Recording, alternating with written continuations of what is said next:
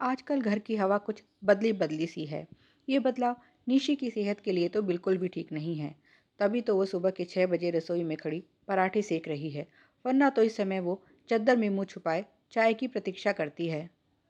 ये सब जेठानी रीना का प्रताप है। जब से सबको पता चला है कि वो प्रेग्नेंट है, तब से सब बदल गया। कहाँ तो सबने आशा ही छोड़ दी थी और बड़े भैया की दूसरी शादी के मंसूबे बन रहे थे। कहाँ अब जुड़वा बच्चों के आने की खुशखबरी। टीना को उसने कभी सम्मान दिया ही नहीं। घर में उसकी हैसियत नौकरानी की थी। न सास को उसकी परवाह थी, न पति ही कोई कद्र करता था। जब से वो इस घर में आई है, उसे फ्री की मेड मिली हुई थी, क्योंकि सास सब काम उसी से लेती। उसके बच्चे होने के बाद तो घर में उसका रुतबा और भी बढ़ गया था। जेठ जी तो उसके बच्चों पर जान देते हैं। बिन कहे ही वो उनकी सब ज़रूरत पूरी कर देते थे। उसका भी तो वे ख्याल रखते।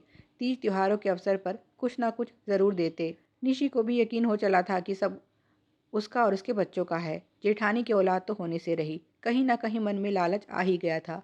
ये आराम और बेफिक्र आज़ाद ज़िंदगी उसे रास आ रही थी। वो तो बस नाम की बहू थी। असल में उसका काम भी जेठानी पर हुक्म चलाना ही था। उसके बच्चों से पति तक के सब काम वही करती थी। लेकिन अब डॉक्टर ने उसे आराम करने को बोल दिया और उसके एक इशारे पर सारा घर नाचने लगा।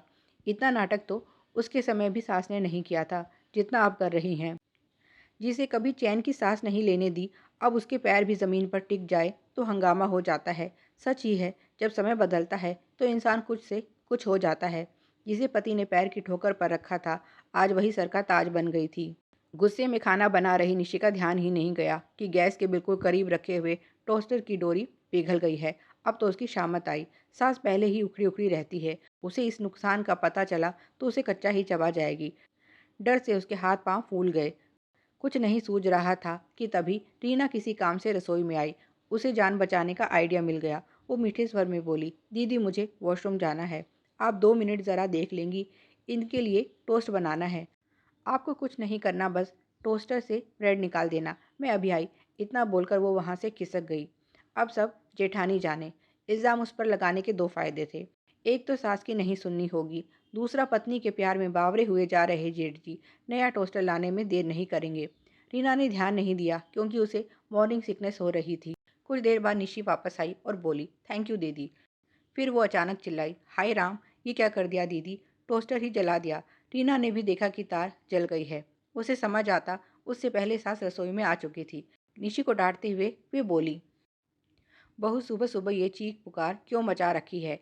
तो उसने टोस्टर की ओर इशारा करते हुए कहा कि देखिए दीदी ने क्या किया। बड़ी बहू का नाम सुनते ही सास शांत हो गई और बोली, किचन में ऐसी छोटी मोटी गड़बड़ किसी से भी हो सकती है। इसमें घर सर पर उठाने की क्या ज़रूरत है? एक टोस्टर ही तो है, जल गया तो दूसरा आ जाएगा। कोई महल थोड़ी था जो फिर नहीं बन सकता। वैसे भी बड़ी बहू यहाँ क्यों है?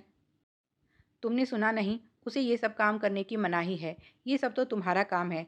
तो बच्चों को तैयार नहीं कर सकती तुम, उसके लिए भी मदद लगती है। बड़ी बहू तुम कमरे में जाकर आराम करो। उसके बाद सास ने निशी को आड़े हाथों लिया। क्यों छोटी बहू, ऐसे घर गृहस्थी चलाओगी तुम? ज़रा सा काम भी तुम खुद नहीं कर सकती? इतने साल बड़ी बहू ने तुम्हारे पति और बच्चों का किया और तुम कुछ महीने भी नहीं कर सकती? कौन सा उसके लिए खाना बना रही हो? जो कर रही हो अपने परिवार के लिए कर रही हो। कल को जब तुम दोनों की गृहस्थी अलग होगी, तब क्या तुम्हारी माँ आएगी खाना बनाने? बोलो। तुम्हें कुछ ज़्यादा ही छूट मिल गई है। अब तो तुमको सब सिखाना ही होगा।